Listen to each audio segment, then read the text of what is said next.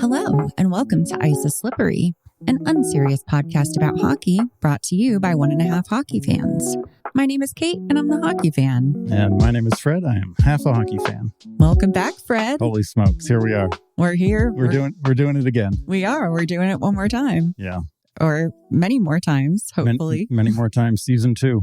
I know. I've kind of missed doing this. I have as well. And then I forgot. Like, I missed it, like, immediately because this is all I know to what I do on a Sunday. Yeah, this is the Sunday thing. We do the podcast. Yeah. How did you fill your time during the summer? Oh, my God. I think we had a great summer. We did. We did a lot of things. Yeah. Because, as you know, I have one daughter. Yes, I also have one daughter. But how many baby daddies do I have?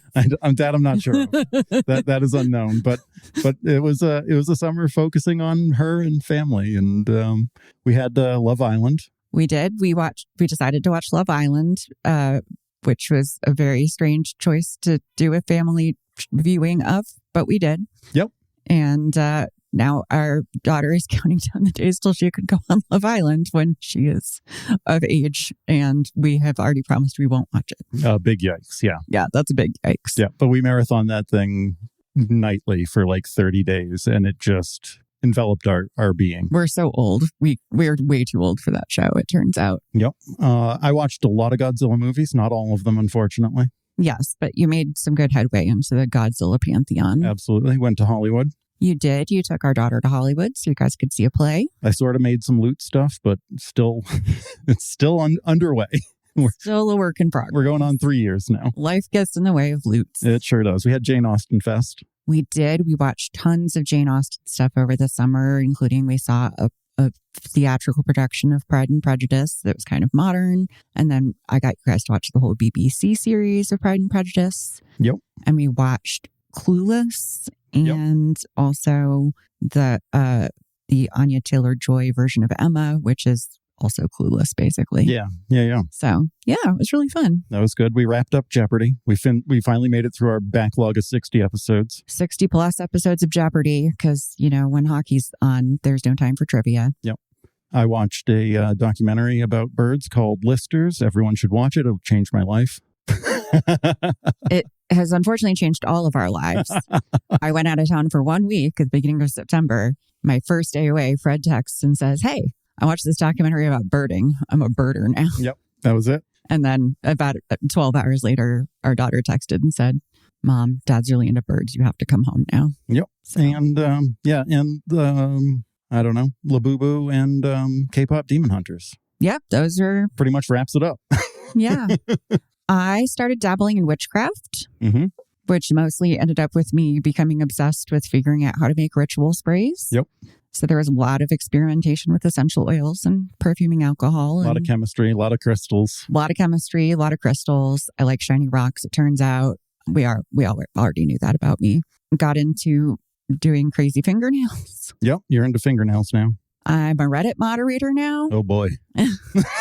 Much to our daughter's horror. You're also a Discord moderator. I'm also a Discord moderator. And I just started a big physical therapy run. So, just being old and rickety and witchy. Yep. This is what happens when there's no hockey. This is what happens. You have to find new things to focus on. Yeah. But fortunately for us, hockey is back. It is. Or just about back. It's ramping up. Yeah. So preseason has been happening around the league. And I don't know about you, but I'm excited. I am. I guess I'm still half. I was thinking of being a quarter half a hockey fan, but I think I'll still be half. Good. I appreciate that. That's nice. I always feel a little bad about dragging you along by the beard hair on this journey. And no, it's good. I do feel like you have also been invested in waiting for this to come back. I have, yeah. Yeah. Not preseason. I don't really care about that, but... No, but you've definitely been sort of interested in the things that are going on. For sure. So I'm not going to catch you up on everything that happened over the summer because I kind of mostly did. And, there's not all that much. But I figured I'd hit on some of this sort of general preseason shenanigans that have been going on. Sure. So some big names in hockey have retired during the off season.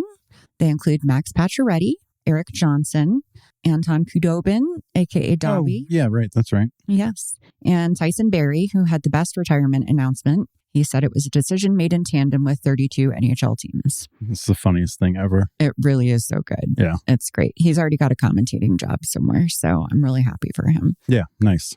He's a delight. Andrei Kopitar also announced that he'll be retiring at the end of the season. Mm-hmm. So he kind of is taking the Marc-Andre Fleury approach by saying, hey, you guys having me for one more year. Yeah. Why don't you appreciate it's me? it's his farewell tour. Exactly. Yeah. Speaking of Marc-Andre Fleury, he announced his retirement at the beginning of last season, and his final season really was like a farewell tour.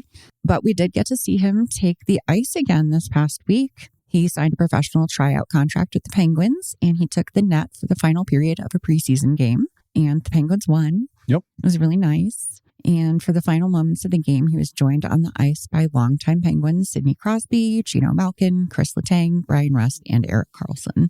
So it was a real nice blast from the past. Yeah. That was kind of like right when I started watching hockey was when they were all Penguins and together. And yeah. Yeah, really I don't have any reference for, that history, but it was a really nice send-off, and Fleury's just the greatest, and I can't imagine anyone not liking him. No, he's just so sweet. He's just so great. Yep. In the opposite of retirement news, Kirill Kaprizov signed a major contract extension this week. Getting that bag. 8 years, 17 million AAV.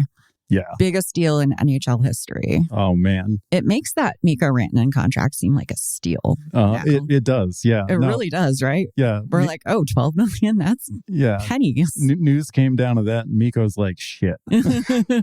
Well, dang it. People are really curious to see what this means for other pending contracts. Oh, yeah. Particularly for Connor McDavid, who still hasn't signed in Edmonton. He's getting football money or something now. The cap really kind of hamstrings what you can do, but gosh, it's going to be interesting to see what happens. Yeah, as soon as that happened, just agents around the country were like losing their minds. They're like, "Oh, we're playing on a different ball field now." Especially since Kaprizov apparently turned down $16 million before this happened. Everyone's like, "What the fuck? What a boss move!" I know, right? So that's pretty nuts. There have been some other notable contracts, although obviously nothing of that scale. Dustin Wolf has been extended in Calgary for 7 years at $7.5 million AAV. I love that for him and the Flames. I think that's great because, I think Jake got $8 million for goalieing in Dallas, and Dustin's still he's a little rough around the edges. Yeah, he's still kind of baby, and I think that's great for him. But he's the one that does the jump thing, right? Yes. I love the jump. I mean, that's worth $2 million AAV alone just for the air he gets. Absolutely. Absolutely. No, I like him. He's a good kid. He's a really good kid. Anthony Stolar signed a 4-year extension in Toronto for $3.75 million a year. That's good. Which is good because he and Wall kind of are more tandem. I was going to ask if he's the number one, but Wall is technically the number one. Gotcha. Stolarz is technically the backup, but they're both a bit injury prone, so they end up playing more like a tandem. Everybody's injury prone when you play against Bennett. Yeah, apparently. Luke Hughes also reached a deal with New Jersey. He's signed for 7 years at $9 million AAV. Who's that? Luke Hughes, he's the other Hughes. Oh, the other one? Yeah. Not Jack. Not Jack. Not the sad one. Not the sad one. Just the generic one. The third one. Yeah, no, I don't know much about him, but congrats. Exactly. I know that like Jack was like secretly or not so secretly hoping that it all worked out. Right. Yeah. No, I am glad that's been resolved at least. Now we just have to listen to everyone speculate about Quinn coming over until he signs his next extension or whatever. Yeah. And Jack and Luke's contracts kind of line up almost, I think now. I think so. I'm not 100% exact. sure. They're not exact, but they're close. I think. Probably. Anyway. God, listen to me. I sound like I know stuff. I know. It's good. I got to stop. I know. There's only one person can know things around here, and that's me. Yep. So a big thing from last season was that there was some toxicity in the New York Rangers organization. Mm-hmm. So they've decided, I think, to really lean into that this year. Because in their infinite wisdom, they've decided that they're going to make JT Miller the captain. Yeah. So that was certainly a choice. That is. It'd be interesting. A reporter asked Coach Mike Sullivan if he had talked to Miller about what went down in Vancouver last year before he was traded. And this is what he had to say. The type of teammate that he is, I think sometimes those guys tend to be misunderstood. He's a fierce competitor. He tends to wear his emotions right on his sleeve. His intentions are in the right place. He wants to win in the worst way, and we love that about him. We don't want that aspect of his personality to change. We want him to be himself. Wanting to win in the worst way is such a phrasing choice. I feel like it captures what outsiders think. Certainly the perception. And, there are some people who are like all aboard the toxic masculinity train and are like, yeah, that's what that team needs, is like someone who's not afraid to yell and like sure, get everyone whipped into shape. But I don't know. Times are different. That was like the struggle Torts was having. He's like, no, I have to coach these guys differently. They're not like they used to be. Yeah, no, they have feelings and emotions, and sports psychologists, and right. We're not allowed to just break them down anymore. And even I think maybe it's not a good idea. Yeah, no. Except for Cam York, I fucking hate that guy. Except for Cam York, fuck that guy. Exactly. But everyone else, I got to be gentle with. Yeah. Listen, I can have one scapegoat as a treat. I mean, he said that, but he's still kind of the same against, regardless. Of course. But he was trying at least. He understood that there was a change in the environment. Well, for his part, JT Miller said that how he was portrayed in Vancouver as a demanding teammate who yelled a lot was totally exaggerated, guys. He went on to say, I don't think it's ever going to be perfect, but the emotion I play with, it's in me. So it's managing that, keeping it to 5 to 10% of the time that it's bad. We all know that guys who play with emotion, you're not going to be 100% good. It's easy for guys who don't have a heartbeat to say, hey, calm down. That's kind of empty to me. But I just think it's about keeping it to 5 to 10% of the time. So what I'm hearing from this is fine. Sometimes I'm a raging douchebag, but it's only because I care so much. If other people don't verbally abuse their teammates, they're just not trying hard enough. But it's fine. I'm a cool guy, so I'll only be a part-time rage monster from now on. Yeah. It's not the best quote. I haven't heard that before, but it's like, hey, if you're not an asshole, you're not doing it right, and I'll make you do it right. Yeah. And he's like, listen, I'm passionate, and sometimes that means I'm not good. Like you can be passionate, you can be good, but you're not going to always be good if you're passionate. And if you don't yell, it means you don't care. Yeah. It feels like one of those like early 1900s trains getting ready to go off the tracks kind of thing in the movies. Yeah. It'll be fun to watch, I guess. Yeah, I mean, it won't be fun to watch, but... No, and that just makes me think like back in Vancouver that Elias Pettersson was just like tied to a train track. Yeah. JT Miller was Snidely Whiplash. JT Miller is Snidely. I do know that I really want Elias Pettersson to have an amazing season now that JT Miller is gone. Some people, like I said, have really bought into Miller's whole he doesn't try hard enough spiel. Like it's a crime to be Scandinavian and like stoic. Right. And not like a lunatic American man who will try anything besides therapy. But, also, like, I'm sorry, JT Miller, try and back check consistently before you come at somebody for their lack of effort. Oof. Wow. Shots fired. I know. To a man who will never listen to this and has no idea who I am. Exactly. Yeah, no, I'm not afraid to talk shit in those circumstances. Absolutely. Yeah. It'd be real awkward if anyone ever came on this podcast. We'd be like, have to delete all the old episodes. Oh my God. Be like, please don't listen. Like I said, you have a small head one time. Oops, I talked about your wife stalking you. Right, exactly. It's going to be awkward. It's going to be real awkward. But I wish the best for the Canucks. Like I am real close to backing them after watching the Quinn Hughes interview with those Elliot Friedman and the other guy. Yeah, them. But yeah, I mean, obviously, I love their vibe. I like the idea of Vancouver. I want to go there. I think I'd thrive there. Anyway, we'll see. Yeah, I mean, there's nothing wrong with that. And they got good hats. They do. Yeah. You like their logo. Mm-hmm. Well, continuing in preseason news, this year's hottest new club is preseason injuries. Oh, God, right? We always get some during the preseason, but this year it's extra spicy. I had written up like a whole bunch of them, and I was like, I'm just not going to list all of these. They're too depressing. Yeah. And there's so many of them. The Sabres alone have like 8 people right now, which like that's the last thing they need. So yeah, no, they're like, I don't know what they are, but they're like the clown car of like it is the NHL or something. It's not okay. No. I feel so bad for them.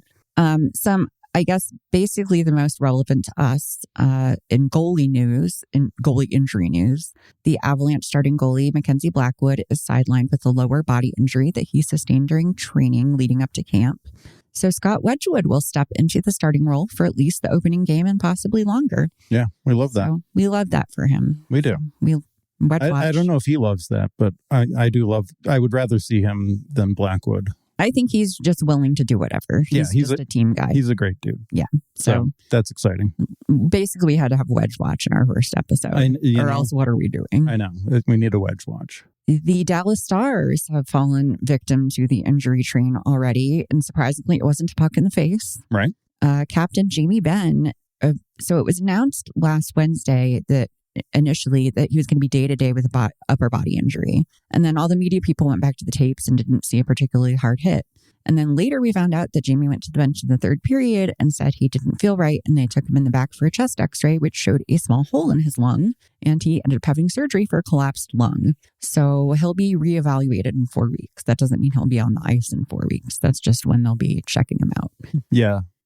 What a big yikes. Because we watched that shift too after they were like, oh, this is the shift where he went away. And like, there's nothing going on. Yeah, no, it was like less than Hyman fracturing his wrist. Like, he was just there, and then a collapsed lung. Yikes! That sounds terrible. Not fun from what I hear. No, it's one of the few things that hasn't gone wrong with me in my life. Yeah, knock on wood. No, knock on particle board. That's all we got around here.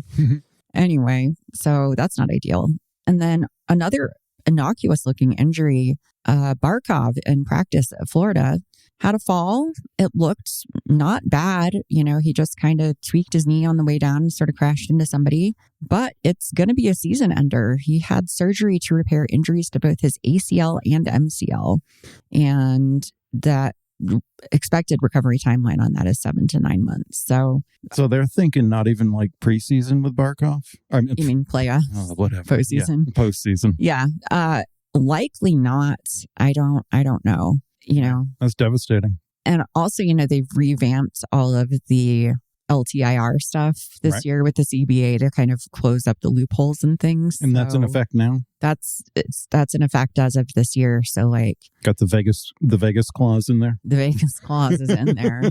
So they're going to have to kind of, I think, decide where he's at, because if they do put him on sort of the LTIR to use his whole salary, then he won't be able to come back for playoffs if he is healed by then. Right. They can also put him and only use part of his salary for the regular season and bring him back for playoffs. But I mean, it's just a very big risk when there's a lot of unknowns. And then Matthew Tkachuk is still out because he was injured, last season at Four Nations and then had surgery after the season ended for a torn adductor muscle and some other stuff. So, yeah. So Florida, that's going to be interesting to watch. That certainly puts some question marks around it, I guess. That's 2 big blows for them, although they still have a lot of very good players. Yeah, they still know how to fight. That's been apparent in their last couple of preseason games. They've played 3 preseason games with Tampa, and they've had an insane amount of penalty minutes. Last night's game, I haven't watched the highlights yet, but there have been multiple player safety hearings, most of them against Tampa players, which people are very annoyed about. They're like, oh, okay, Panthers players can cause havoc, but if anybody else tries to do it, then player safety gets involved. Yeah, because that dude's corrupt. Apparently, or not corrupt. He's an ex-Florida guy, right? There's some kind of relationship. He's related to Florida in some way. Something. I can't remember the details. But not last night's game, but the one before on Thursday, there were 82 penalty minutes for the Lightning and 104 penalty minutes for the Panthers in a preseason game. Yeah, in a preseason game. There were so many fights. That's so that just full on brawls. It's just dumb. That's just dumb. It was a lot. Yeah, it was a lot. Do that towards as you're getting closer to playoffs, but preseason, really? What? Okay. It was spicy. I guess. What can I say? I don't know. I guess they're really leaning into the coast to coast rivalry or something. I guess. I don't know. Something.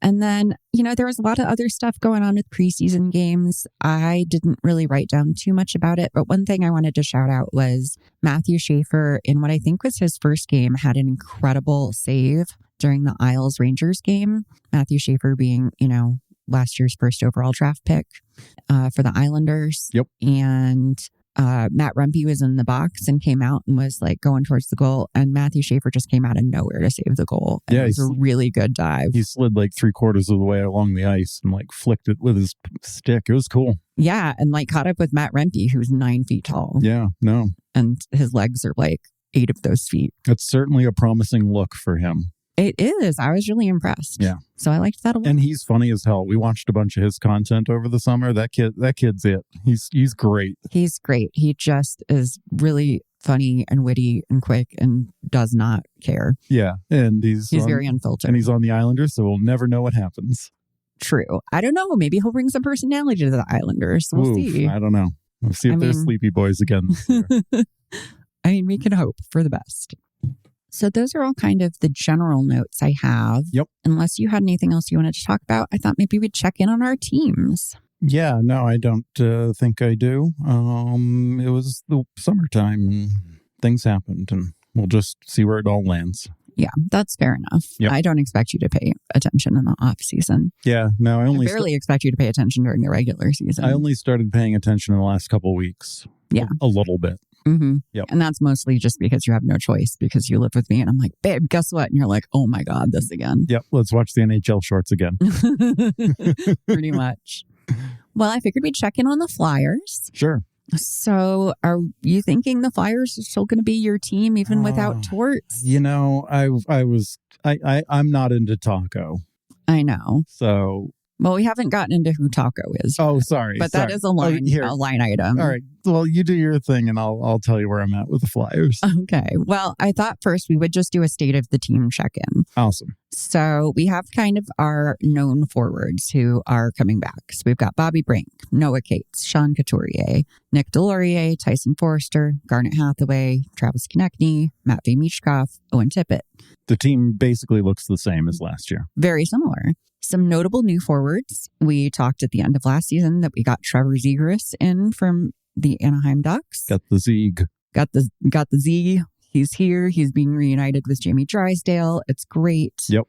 We also got Christian Dvorak, who's an off-season signing, who was most recently with the Habs. And we've got Nikita Gorbenkin, who was traded. He was part of the Scott Laughton trade with the Maple Leafs. Scotty Lottie.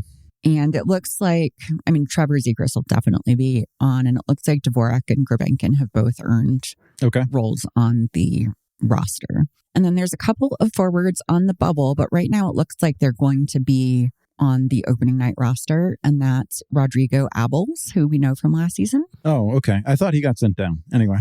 That was the rumor that he was going to, but now it looks like maybe not. Yeah, I like him. He's good. I do. I like him too.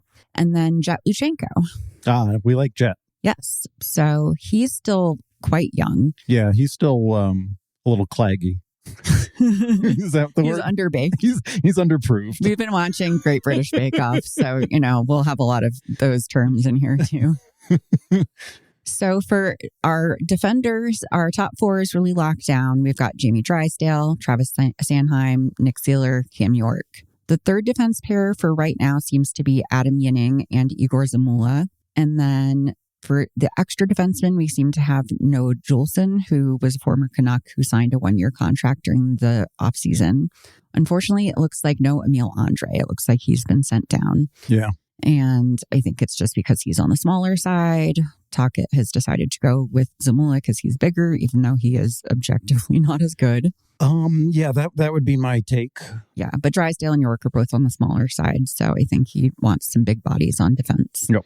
And Ristolainen is still out, but he was skating in a no-contact jersey last month and maybe back within the first 2 months of the season. So that might have some effects going on. Yeah, I miss him. He was good. He was. I like him. I know. And then goalies, we have Sam Urson and we have Dan Vladar, who Vladar was most recently with the Flames, and he signed a 2-year contract with the Flyers during the offseason. So Kolosov is down with the Phantoms, and Ivan Fedotov was traded to Columbus last month for a 6th-round draft pick. Yeah, we lost the big boy. But it's unfortunate. He just couldn't put it together. I really wanted it all to work out for him.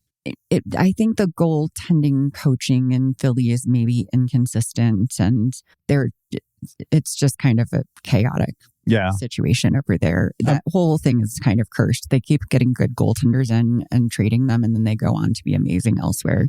Bobrovsky started off there. Yep. He's not the only one. They've had people who started there and were not good and then went elsewhere and were phenomenal. Yeah. So Fedotov's going to win Columbus the Cup next year. I thought he already got sent down to the AHL there. Probably. Yeah. I don't know. But listen, things can happen. Yeah, I don't know how you coach that style, that quote unquote style, of that European style. I don't know what it is, but yikes. Wow. It's certainly something. It's fun to watch if you're on the other team. I'm still rooting for that guy. He seems like a lovely man. I like him a lot. So for sort of the off ice stuff, you mentioned Taco earlier. Yeah. So yeah, during a press release over the off season or a press conference, Rick Tocchet was talking about Trevor Zegras, and he was like, "Yeah, he calls me Taco for some reason. I'm not sure why, but he's kind of a delight to have in the room. So that's cool." Yep. And yeah, apparently Trevor Zegras just decided to start calling Rick Tocchet Taco, and it has sort of become a thing. And Trevor Zegras says it comes from Quinn Hughes, that Quinn Hughes is always asking him, "How's Taco doing?" Oh, nice. Okay, I didn't know that. Yeah. So apparently other people call him Taco behind his back, but Trevor Zegras is like, "Fuck you, I'm going to say it to his face." Yeah, absolutely. And Rick Tocchet is bemused by it, but it's like, okay, he's fun. Let's let it happen. Yeah. Jim and Bush aren't too sure about that. They're like, no, he's Talk. Yeah. But I'm on board with Taco. That's fun. Bush is like, "I'm not going to call him Taco to his face. That is very weird." Yeah. But I mean, I was really kind of surprised that Tocchet was the one who brought that up. No, made it public. I mean, he brought it up because he likes it. He's like, "Oh, he's got a nickname for me. That's cute." I know. Yeah. I think he's actually kind of vibing with Zegras. He is, totally. That's really nice. And Zegras seems to just be bringing the good vibes to Philly. He has really bonded with Michkov. Yeah. They apparently hang out on the ice after practice, and they're goofy together. They take turns goalieing for each other while the other one shoots, and they're both very bad at it and just fall down all the time. And I don't think that Michkov, I think, still doesn't speak a ton of English. I don't know that Zegras speaks a ton of English either, to be quite honest, even though he is a native English speaker. But they just make it work through vibes, and they seem to have a really great connection. Yeah. And that is translating on ice as well as off ice. They are really, in the preseason games where they've played together, they really seem to be. They're clicking. They got some chemistry for sure. And the playmaking that both of them are capable of doing, and then the scoring seems good. Yeah, they've been getting each other the puck. Yep. Trevor Zegras hasn't been shy about saying he wants to be a center. That's kind of his natural position, and he was not getting to play that in Anaheim. And as of right now, it looks like he's locked up one of the top 2 center spots. It's like him and Coots are going to be centering on the top 2 lines. Yep. So probably 2C for Trevor, which is really nice. It kind of depends on who he's with. And it looks like he'll have Michkov on one wing, and they're still kind of playing around with the other one. It might be Dvorak. Dvorak's going to be kind of bouncing around to see where he fits. But he's been really great during the preseason. So yeah, he had a really sick drop pass back to Sanheim. It was a shorthanded breakaway, and then did a drop pass to Sanheim right in front of the net for a goal the other night. That was great. Yeah, that was sick. Yeah, I wasn't familiar with Dvorak, but he's had a couple of things like that where he's just been like made himself pretty indispensable in the preseason. So. Cool. Yeah. So I haven't gotten to watch a ton of the Philly preseason games. They weren't all televised. Right. If they were, it was usually with the other announcers. So I didn't. So we don't even bother. Yeah. I like Jim and Bush or nothing for me.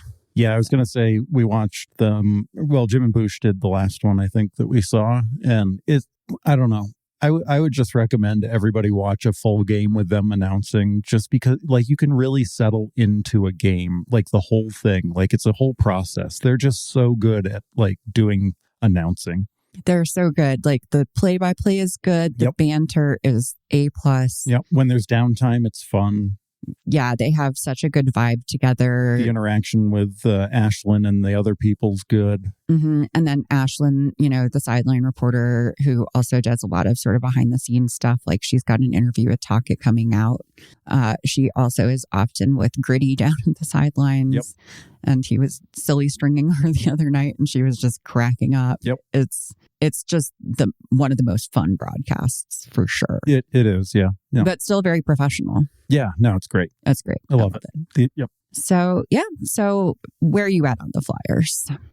All right. So I don't like Taco and I'm missing Torts and I don't know where he is. Like I can't find him. I know. Like he doesn't post on like Instagram or You've been leaving birdseed in the backyard hoping it'll attract him. I would love it if he was just in my backyard and I could feed him. Yeah, but no such luck. Just throw peanuts out and he's like, thanks, man. But he'll be like, I don't like this kind. I want salted peanuts. Yeah, right. You're like, they're bad for the birds. And he's like, I'm not a bird. Fuck you. Yeah. So, I'm definitely missing him. I hope he pops back up. I guess he has said that he still wants to coach or do stuff. But I don't know. I don't like Talkit. I tried to put on one of his interviews and I'm just like, oh God, no, please no. And that, I think I'm going to watch the Flames post-game coach talk just so I can get some like coach time. Coach wisdom.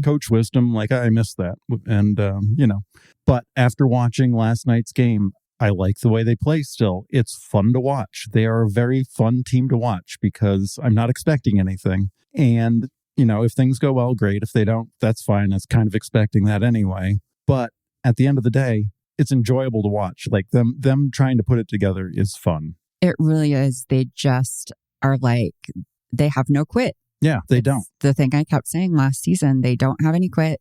They always want to keep going for it. They are really, I don't know, they're just kind of bad news bearsy. And I love that about them. Yeah, no, bad news bears kind of sums it up. Like, I don't know. Yeah, I was on the fence about, picking up the Canucks or Seattle or the Sharks. And now I'm just going to stick with Philly. It's fun.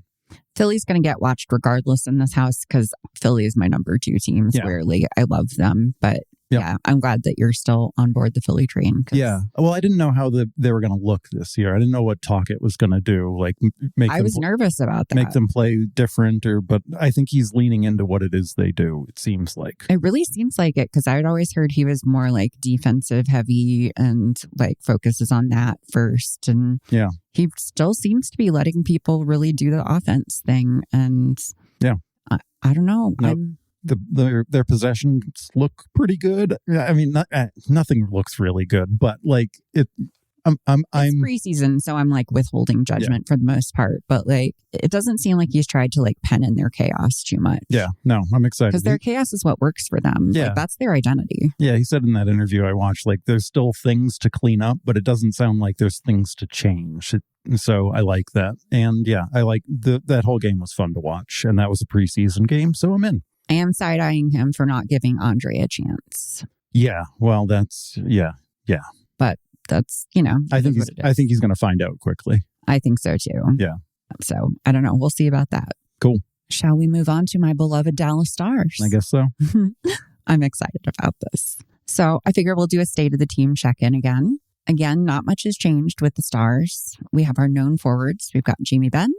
Colin Blackwell is back. He signed again in the offseason. I think 2 years with us, maybe. Yep. Maverick Bork, Oscar Beck, Matt Duchene, Robe Hintz, Wyatt Johnston, Mikko Rantanen, Jason Robertson, Tyler Seguin, and Sam Steele all back. Yep.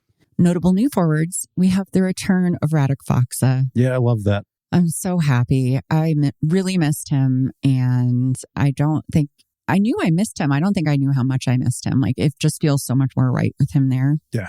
He's just great. And I don't know if you realized how no, I mean, I know I enjoyed him and liked him. And I don't know if I necessarily understood the component that was missing with him. But after watching some of the third period preseason stuff and seeing him out there, I'm like, yeah, that's right. He's good for this team. He brings a thing. He might not put all the goals on the board or anything, but he just is such a spark and a muscle and just a He's a thing. He's a thing. He's a core muscle. He's a deep stabilizer. Wow. I don't know what that means, but yeah. It's physical therapy talk. We also added Nate Bastian, who was recently with the New Jersey Devils. Yep. And I like him. Yeah. We'll get into him a little bit more later, but okay. I like him. Okay, cool. So then for our bubble forwards, we have, these are kind of the ones trying to crack the main roster. We have Justin Ritzkovian. Yep. Artu Huru, and Adam Ernie, who's on a professional tryout. Yeah.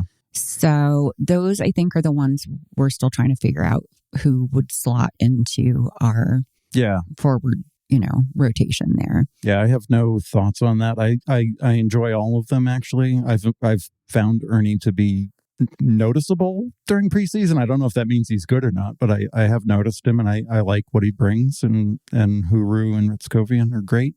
I think bringing both of those just to fuck with announcers would be great. I mean, it would be hilarious. We heard that one guy already struggling with it. He's like, I don't even know how you get that out of that. Oh, yeah. It was the Minnesota Wild announcer. He was like, I still don't understand this. Right. He was mad. Yeah, he took it personally. Because, they've got those same RYs, but they're pronounced different in each name. And woof, that's going to be tough for people. It really is. And it's great. I mean, my sister, we took her to a game and she was like, she could not get her head around Ritzkovian. Yeah. And it was really funny. It's tough.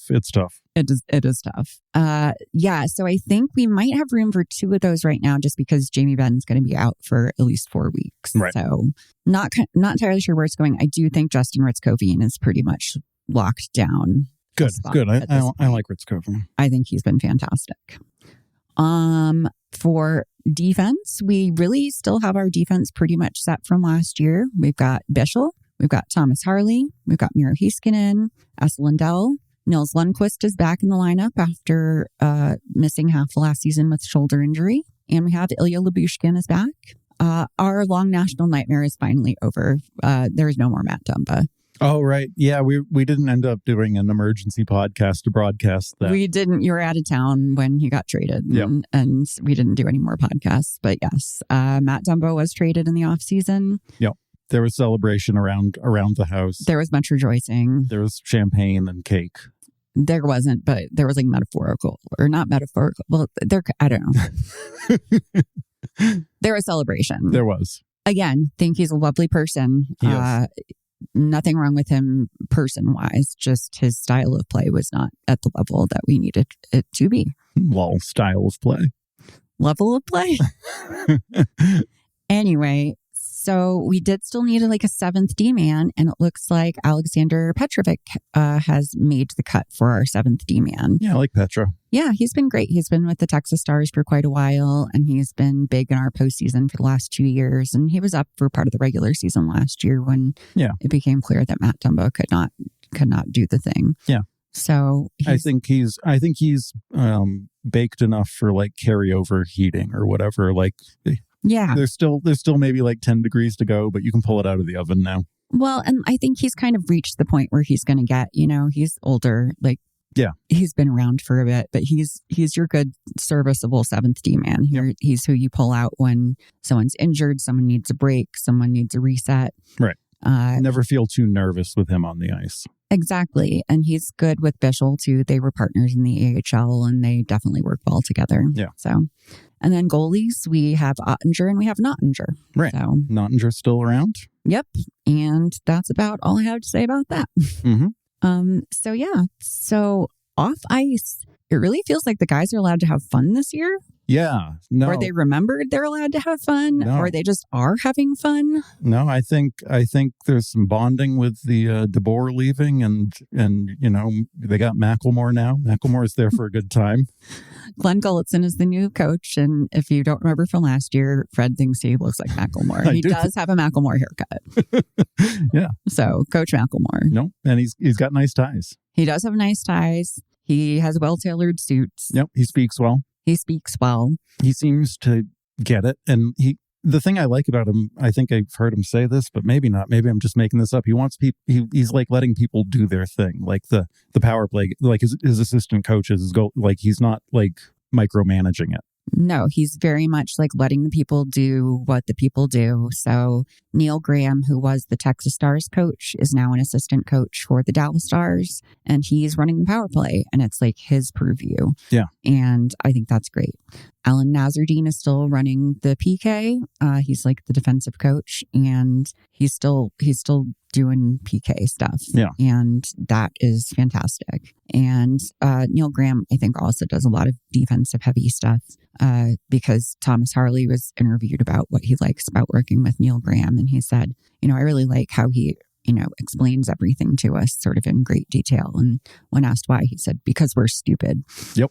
Which has become a great soundbite. And there's lots of because we're stupid memes floating around out there. Yeah. But didn't the Stars wipe that quote from the internet basically? Oh, no, they put it up. They did? Oh, yeah. Okay. Oh, okay. I thought it was hard to find. No, that was something about Mike Heike asking Thomas Harley about Nils Lundqvist's thighs. Oh. That one I couldn't find. That one, yeah. So, but yeah, no, that's just an example of kind of the silliness and fun stuff, that's been going on. Most of the players have been pretty bantery in their press stuff. Yep. Leon Bischel was asked how he felt after having a plate in his ankle removed, and he said, I feel lighter. Yeah.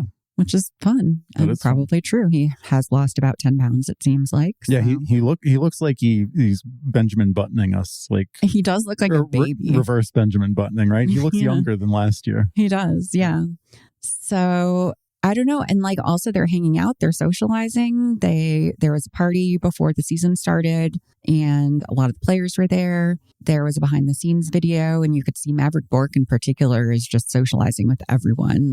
He seems to get along with the Finns and the old guys and the young guys. Mm-hmm. And then a bunch of the players, pretty much all the players and their partners went to the Fort Worth Stockyards last week and there were pictures of that. Yep. And they all seem to be having a great time. Yep.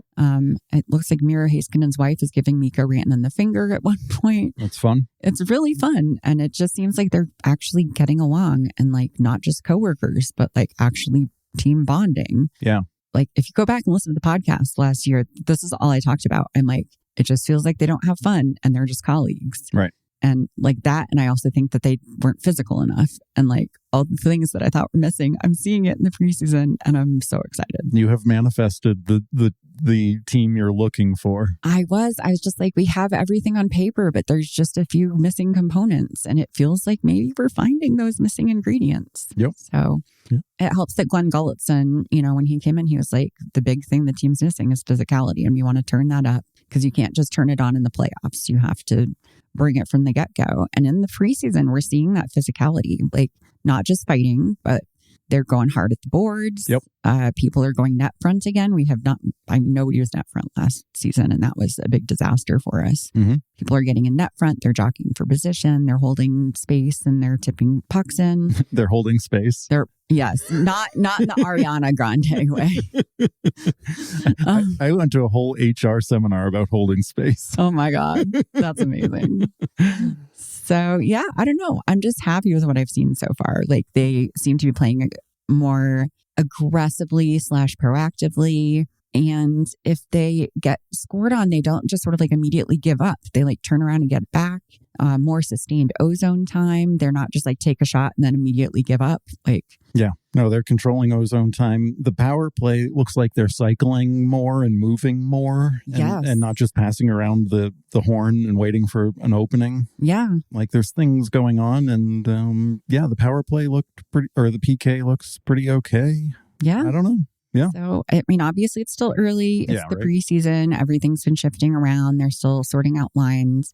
It's too soon to say anything for sure, but I'm very cautiously optimistic with what I'm seeing so far. Yeah. And Robertson looks good. Robertson looks great. Which is good because I don't have to make fun of him. Yes. Yet. But no, I think I've moved on from him. I think Owen Tippett's the real Jason Robertson. Owen Tippett is not just the Jason Robertson of the Philadelphia Flyers. He's just the new Jason Robertson. He's just the new Jason Robertson for me. No, Jason Robertson last year at the beginning of the year was still really suffering coming back from his foot not being right and hadn't trained properly. And yeah, he definitely looks like a different player at the beginning of the season. So I'm happy with what I'm seeing. Last night, the Stars played the Avs in Dallas, and somebody got in Robo's face and kind of shoved at him, and Robo punched him in the face. Honestly, it was a little unnecessary, and I loved it. It was great. Yeah. When people are like, oh, I don't know if the boys want to get physical, I think a lot of them are talking about Jason Robertson. Yeah. And Jason Robertson popping someone in the face in a preseason game, I was like, hell yes. Yeah, it was like a direct glove to the face. It was. Yeah. It was spicy. It was. And then Leon Bischel got in a real throwdown fight. That dude got his ass kicked. Oh my God. I don't know what he was thinking. Why would you fight with Leon Bischel? Yeah. I just don't know why you would do that. That dude lost his helmet and caught fists to the side of the head a couple times. Oh my God. The Victory Plus posted like a clip of the fight today, and somebody in the comments was like, people who fight Leon are lucky that he just ends up accidentally ragdolling them most of the time. Right. So yeah. He's trying to punch them and he can't quite do it because his arms are so long. He ends up kind of flailing them away from him. Yep. But no, it was great. People got really hyped. Yeah, I thought he looked pretty good in that game. The first whatever I saw of him, all like, I don't know, 10 minutes or from those other games, I was like, ooh, I don't know if he looks as good as he did last year, but I feel like he's starting to put it together again. He was looking a little slow to start. I think they're still figuring out the right pairing for him, and it doesn't help that, the lineup has been very different. Well, that's also true. He's playing with just AHL team for the most part this preseason. Yeah. The only game I feel like you watched all the way start to finish was when the Stars played in Colorado last week. We got tickets and we went to see them. I was forced to watch that whole game. Yes. You were forced to watch that whole game. Because I was sitting right there. You were sitting right there. I got good seats too. We were like third row. Yeah, those were fun seats. I enjoyed those. They were very fun seats. We brought my sister. It was her first Stars game. We had a great time. Maybe too great of a time. Yeah, even though we lost, it was the only preseason game we lost. Right. Yeah, no, you going to see the Stars live is not a good omen. Listen. We won the Matt Duchene overtime goal, Game 6, 2 years ago. That's true. You did see that one. So that one I'm okay with. I don't think I'm the jinx. True. But anyway, I'm happy with what I saw and have been seeing, and I'm really looking forward to the season kicking off. So yeah, we've done all our preseason games now, and I am optimistic. I still desperately miss Mason Marchment. Yeah. But, he's just Marchmenting it up in Seattle, though. Every time I'm watching a game, I, have my social media open and people are like, oh, Seattle's playing and Mason Marchment's in the box. Right, exactly. So, in like one 5-minute period, he went to the box, then got an assist and then got injured and had to leave. And it was just like the Mason Marchment experience. Man, Calamity Marchment. Calamity Ranton and Calamity Marchment. I love it. Yeah. I miss that guy. I will be watching Kraken games this season. So that game we went to in Denver was where we got into Bastion a little bit, right? Yes. During the warm-ups, I took my sister down to the Star side of the ice to watch warm-ups, and so I could bore her with who everybody was. I didn't go. No. That's too far away. Yeah, you sat in your seats. Yeah. So we were down by the ice. I didn't catch this, but my sister said that at one point, Bastion, I did see him skate by us, but I looked away. And then my sister said that he kind of skated backwards and made eye contact and kind of did like a little move or something, like a little shoulder shimmy. Yep. But we did notice he interacted with a lot of the Stars fans. Like he'd go out to the glass and sort of interact with people and make eye contact and talk during the warm-ups, which I don't usually see the Stars doing at Ball Arena. So right. No, he is certainly a social butterfly. Because, we were sitting there, third row or whatever. There was a face-off in front of us. He was skating over. Dude looked me directly in my optic stem as he was skating towards me, smiled. And I was like, this guy's looking at me. Like, he sees me. Anyway, it was very, very different. No, they're in their own zone out there. Like, they don't look at the crowd. And, especially during a game, dude was straight up like, hey, what's up, man? Yeah. So... But he's still very involved in the games. He's got a lot of hustle. He's the one who's getting net front a lot of the time. There was a goal last night that was really him just getting up there net front and taking a defender's stick away so Huru could tap it in. And yeah, he just is in the mix all the time. Yeah, hopefully he's good. I think he was kind of just intended to be a 13th forward, and he might have played his way into the 12th forward role. So cool. I like him as a fourth line, third line guy, big body, not afraid to hit, not afraid to fight, even if he's bad at it. So, right. I enjoyed that. Yep. Okay, well, last season, our very first episode of the podcast ever, we talked about the first season of Face Off, the Amazon series about the NHL, and that premiered this weekend again in season 2. So it only seemed fitting to open our second season by talking about that. It seems to correlate with our opening. Exactly. The seasons are the thing. We should have watched Nicolas Cage Face Off before this, really, to get primed for it. Yes, we should have. I think we made a similar joke last year. Did we really? That's so sure funny. God, I'm so boring. I'm so predictable. So, yeah. So Face Off season 2, we watched it Friday and Saturday. Yep. Binged it. Mini binge. We enjoyed the first season quite a lot. Yeah, I liked the first season a lot. Mm-hmm. Second season, I think, was not so good. It wasn't my favorite. Yeah. So let's maybe just kind of get into the episodes and we can talk about those. That's good. So the first episode, it was very Tkachuk-centric. It was supposedly the Brady Tkachuk episode, but there was a lot of Matthew in there too. Yeah. But it was a lot about like Brady and kind of coming into his own and being in Matthew's shadow and being the captain. And there was a lot of like the Four Nations stuff from the American perspective. Yep. And then Ottawa getting into the playoffs for the first time in a bazillion years. Right. That episode I enjoyed. It was fine. It was good. Yeah. You know, if you want a Brady Tkachuk-centric episode of television, that you can't go wrong. Yeah. I came away liking Brady a lot more, I think. Yeah. No, I think he's a good dude. I think so too. He's a little awkward, but you know. Yeah. I think anyone's going to come across as awkward in comparison to Matthew. Yeah. So, and I'm not going to get into all of the Matthew stuff right now. Like we kind of learned over the summer that Matthew is probably the person that we all thought he was, and is, for as charming as he is, maybe has political beliefs that a lot of us don't necessarily align with. So, yeah. Well, some people align with them. Well, some people do. This podcast is a safe place for none of that nonsense. Right. Correct. So yeah. So I don't know. I find that the Tkachuks are more enjoyable for me if I just look at them as like a fictional family. Yeah.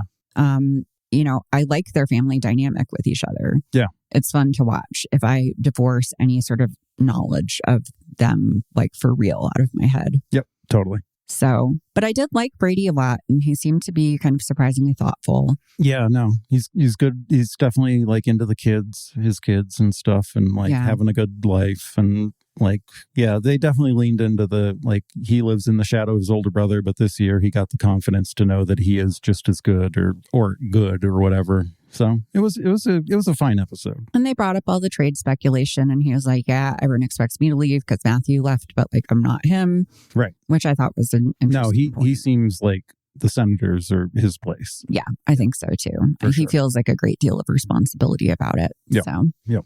Episode 2 was the Gaudreau episode. And I probably can't talk about this one too much because I'll cry. I cried pretty much the whole time I watched it. It wasn't as like emotional as I was expecting. They did a good job not making it feel very exploitative. Yeah. So that was good. I think keeping it about the business of hockey to some extent did help with that. I thought that they handled it pretty sensitively for the most part. They did leave out Matthew Gaudreau in a lot of the coverage, which felt a little odd because they, were so inclusive of him in all of the tributes and things in the league throughout the season. Yeah. So that was a little strange. I really enjoyed, I think, getting to sort of get to know Meredith Gaudreau, Johnny's widow. Yeah, that was cool. Yeah. She's pretty solid. She seems like a really incredible person. And I thought it was very interesting. Everyone kept talking about how brave she is and how it helped everybody. And I thought it was interesting that she admitted in there that it's hard putting on a brave face for everyone. And then God, she had to do it like every night. It seemed like there was constantly tributes and this and that. Yeah. And then the last shot of the episode was her smiling, but it looked very much like she was putting on a brave face still. Yeah. And so I hope that, she's able to maybe find a little peace this season and still keep that involvement that's clear she wants her kids to have with that hockey world and keeping them in that hockey world where her husband was, but without maybe having to put on that brave face as much all the time. Yeah. And I thought it was real good. I don't know like Monahan as a person, and I don't know Zach Werenski. Thank you. Werenski. Yes. But I ended up liking Werenski from Four Nations last year. I was like, dude, this guy's good. And I have known that Monahan was real close with them and him. And I enjoyed seeing them in that context. Added a lot of context around them for me. The part where Sean Monahan said that he doesn't think Johnny knew how much he looked up to him really got me. Yeah, it's rough. So, yeah, brutal. All right, let's move on before I start crying on the podcast. Anyway, that's a good episode. It's worth watching. That one's definitely They probably could have done a better job, but it's okay. Yeah, it still is worth watching, I think, for sure. Yep. Episode 3, this is where it was kind of the juxtaposition of older and younger people in hockey. We followed Sidney Crosby and then Andrei Kopitar and Quentin Byfield. And really the highlights of this episode were where we got to see actual Disney princess Sidney Crosby. Holy smokes. He's the best. Yeah. I've told you all about Sidney Crosby for years now, but this is where you finally get it now. Oh yeah, like why he's so loved. I don't know, if you're new to hockey and you just hear everyone loves Sid and Connor McDavid looks up to him, like everybody thinks he's amazing. I know people say oh, Connor's the best hockey player, but I think Connor would say that Sid is the best hockey player. And so I've known that, but had no direct experience with him per se. I know he's neat. I've seen interviews with him. He seems okay. But man, this one captured something about him where I'm like, I get it. I'm on board. He is the best hockey player ever, and he's never going to stop. And it's amazing. He'll play until he's 87 years old. Yeah. Because that's his magic number. Yeah, no, I get it. And honestly, that episode just cut out the Kopitar and Byfield stuff. It's fine. It's boring. And watch the Sidney stuff. Man. It's so good. It kind of opens with him going out and a squirrel or a chipmunk runs up to him. Yeah. It's like, hey, what's up, man? I mean, he's literally a Disney princess. The animals swarm to him. It's he's so loved in Canada by everyone, including the wildlife. Right. It's just adorable. And he's just oh yeah, they do that sometimes. Yeah, he was trying to be real nonchalant about it, but he's got a name for that chipmunk. Oh yeah, absolutely. Yeah. So it was super cute. One good moment from that section too was he's got his workout room, because a lot of it was him with his trainer and stuff. And he's got these photos of all of the captains holding up the Stanley Cup, when they win the Stanley Cup, it's on the ice. So you see all of these photos of team captains holding up the Stanley Cup, and then you see the Colorado picture and it's Nate McKinnon holding up the Stanley Cup. Absolutely. So you see oh, that Sid Nate thing, it's a little mutual. Yeah, get wrecked, Gabe. Yeah. And oh, okay. Sid's maybe also a little obsessed with Nate too. No, they are they're cut from the same cloth, and one's just a little bit crazier and one's a little bit stoicer. Yeah, exactly. So it's really fun. But it was nice seeing that glimpse into Sid. I just could have done a whole episode of that. That's all I wanted. More of that. I would have watched 6 episodes of Sid. I know. At this point, I'm in. I'm on board. So surprised and pleased that he let them in and did all of that and seemed really kind of cool with that. And I'm just why not take advantage of that and just give me all Sid? Yeah. All Sid all the time. All Sid all the time. That would have been perfect. Yep. Episode 4, that's the Leafs episode. Oh, that one's rough. That's where I was okay, this is not a good season. That's the one where Brendan Shanahan goes around and does a tour of his life. Yeah, he's this is, my childhood home. Yeah. Where I used to use the hose. Yeah, exactly. And here's this door, and it used to swing this other way, but now it swings this way. It's whoa, what is going? Why are we reliving Shanahan?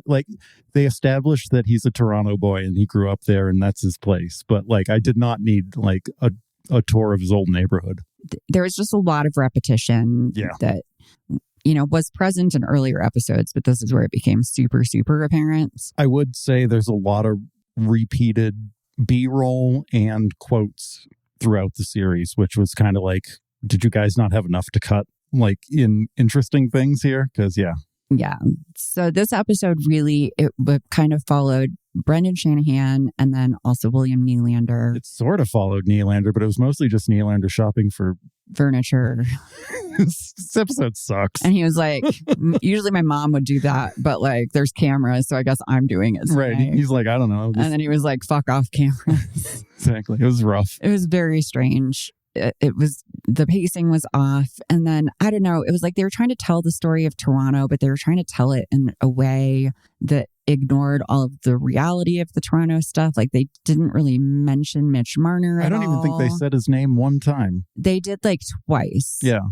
But just in passing. Right. And they really glossed over Austin Matthews. Huge gloss They over. kind of vaguely mentioned like the core four, but not really. Like they just kind of made it about the Shanna plan and how the Shanna plan needs to work. And like this year, it really looks like it's going to be different, which is not the narrative. Like it did not look like it was going to be different this past year. Sorry, not sorry. Yeah, it didn't.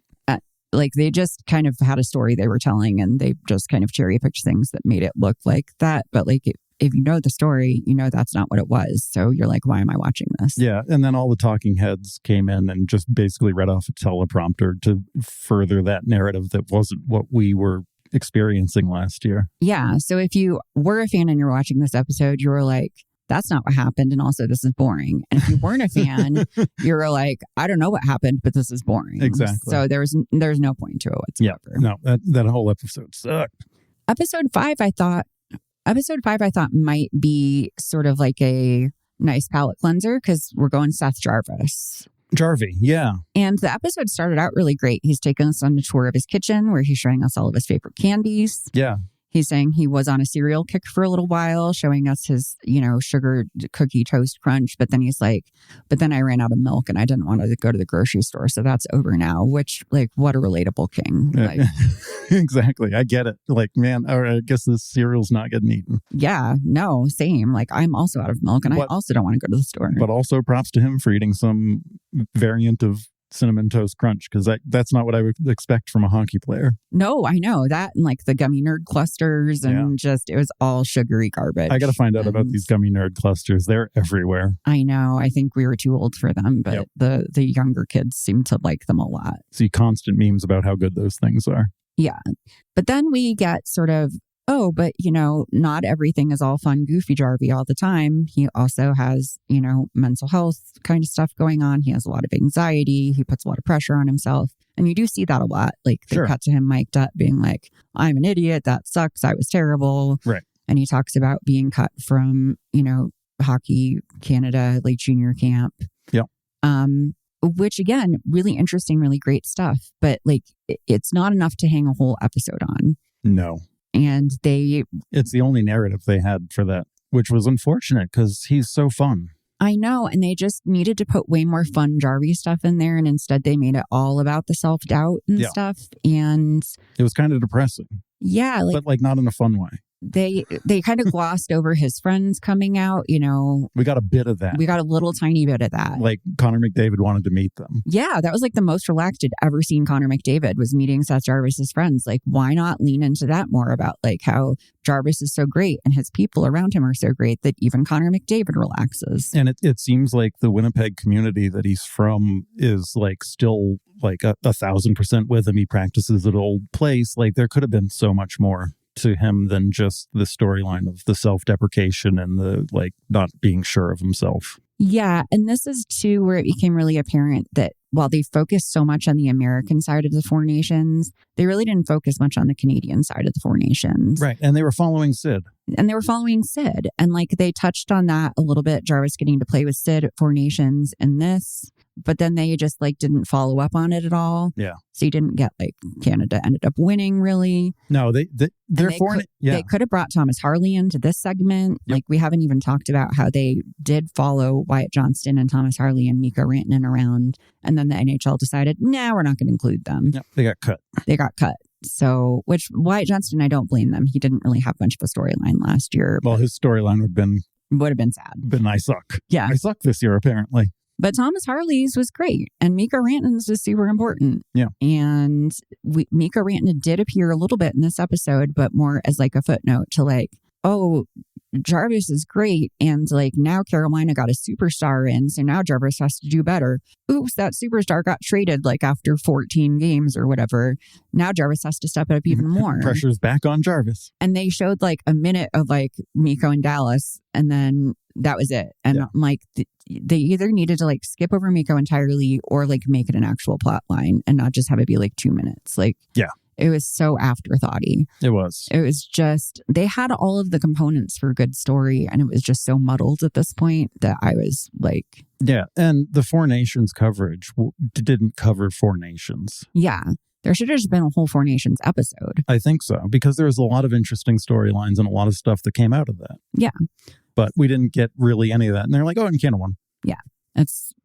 So it was not ideal. No, not good. But anyway, it was fun seeing some of the inside stuff with Jarvis. Like it was. I still really like him. He's awesome. He's delightful. Yep. And then episode 6. This was pretty much episode 6 of last year, which was basically Stanley Cup Finals, Edmonton versus Florida. Yeah.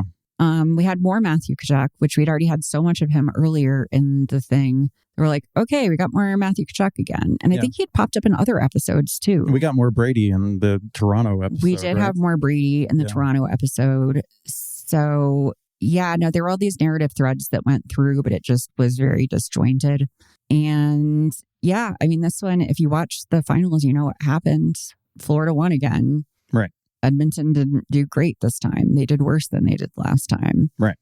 They kind of showed the Pink Pony Club stuff, but they didn't really explain it. No, nobody would get how devastating that would, or not devastating, but you know how diabolical it is to play that. You know, when you know they're in the next dressing room, they can hear that shit. Yeah, it was just a really, I don't know, it felt slapped together. Yeah, the last episode, and like you're gonna cut like Miko, but you're gonna keep Hyman. Like Hyman got hurt and that was it. Like he watched the games. I don't know. Yeah, I don't get it. Yeah, that episode also kind of sucked. I didn't really need it. Some of the Brad Marchand stuff was kind of fun to see, but he was a little too serious for me at times. But you did get a little insight into, him, I guess. Yeah. Again, with the Brad stuff and the like trade stuff, you could have contrasted that with the Mika Rantanen trade stuff. Yeah. The Mika Rantanen stuff, the only way you got to see that hat trick against Colorado was Seth Jarvis watching it on TV and being kind of low-key annoyed about it. Yeah. Yeah, exactly. Like, I don't know. It was just a really underwhelming series. And I'm not just saying that as like a Stars fan who's like disappointed that my people were left out. Like I said, I was fine with Wyatt being left out. Yeah. And I understand. Like, I do feel like maybe Wyatt and Harley were cast assuming that they were going to be locks for Team Canada. Mm-hmm. And maybe that would have been more of like a central Four Nations Canada storyline. Yeah. And like without Wyatt there, it just feels like that got scrapped. But there was still plenty to do. Yep. And they could have done it, but they just didn't tie all the threads together. No, it seems like they came in with a plan. They're like, oh, last season really worked out for us. So we're gonna figure out how this is all going to work out. And then it didn't work out that way. And then they cut together some garbage. And like you said, you feel like the NHL's fingerprints were all over it too. It really did, especially with like them following around Sid's agent for a while, Pat Brisson, and so much Shanahan. And they made, the Shanahan, he looked in a good light at the end of it. I was like, oh, he seems like a nice guy. I don't know if he is. I don't know. But like, he was just expressing gratitude, not upset about being fired. It's like, okay, cool. Good job, dude. It was mid, as the kids say. It was mid. Yeah. So I don't know. Anyway, watch it or don't watch it. Watch the Sid stuff, not the Kopitar stuff, and that episode's golden. Yeah, that's pretty much the best. We're gonna go watch that 32 Thoughts interview with Sid now. Yeah, because you're on the Sid train. I'm on the Sid train, man. That guy's good, and I loved how. They talked about the trade rumors with Sid about like, does he leave and go to a team where he can win it or whatever? And I don't know what he said, but he said Yeah, it wasn't ever really close. It wasn't ever like that. He's like, yeah, I thought about it for a second, but no, I'm Pittsburgh. Like I love that. And then his agent's like, maybe next time. Yeah, his agent's like, we need more money, man. Let's do this thing. Yeah, and I'm sorry, Sid's always going to like sign for whatever superstitious number he's going to sign for. It'll be like 1.87 million for a year or something. Like he has his numerology, and he's great. He's a witch. Yes, he's fantastic. He's a Disney princess witch. He's a Disney princess witch, the best kind of witch. So. Anything else you're looking forward to with the season? Season kicks off, I believe, October 7th. So we are coming down the home stretch just a few days. Am I looking forward to anything now? No. I got to figure out my relationship to hockey this year. You do want to make more time for loot stuff. I know that. Well, I just want to make more time for me. Yes. And I don't have much of that, and I haven't had much of that in a couple of years now, it feels like. So I'm definitely going to probably be skipping most second periods. I think that's good. Like I have been. But I don't know. We'll find out. I'm excited to see how it all plays out, I guess. And I'm excited to do the podcast. So listen, we've missed this. Yeah. We've missed our time interacting together. We've missed our time talking to you guys. So I'm really who's ever out there, whoever's out there listening. So yeah, I love this format where people just like listen and I don't know what they think. Exactly. I just report back to you when we hear things. Yeah. But no, it's really nice. I'm really excited to like get engaged with our listeners again and find out what they want to hear about the upcoming season. And we're going to try and do more social media this year. More social media. We do have a Discord server, but that's not open. Yeah, but I'll work on that. That's under construction. We might flip that on. Yeah. So I don't know. Good things. I think we were finding our footing last season, and we're hoping to ramp it up and be even better this season. Yeah. So I'm going to be less spicy this season. I think I had some hot takes that were too out there last year. I wish you could see the look I'm giving him. I'm going to be spicier. You're going to be spicy? I'm going to be spicier. I'm going to be extra spicy. Love it. All right. And that's the end of regulation for this week's episode of Ice is Slippery. You can find us on Tumblr, Blue Sky, TikTok, and Instagram at Ice is Slippery Pod. You can also email us at iceisslipperypod@gmail.com, where we would love to get suggestions for games and hear your hockey hot takes. Until next week, stay out of the penalty box.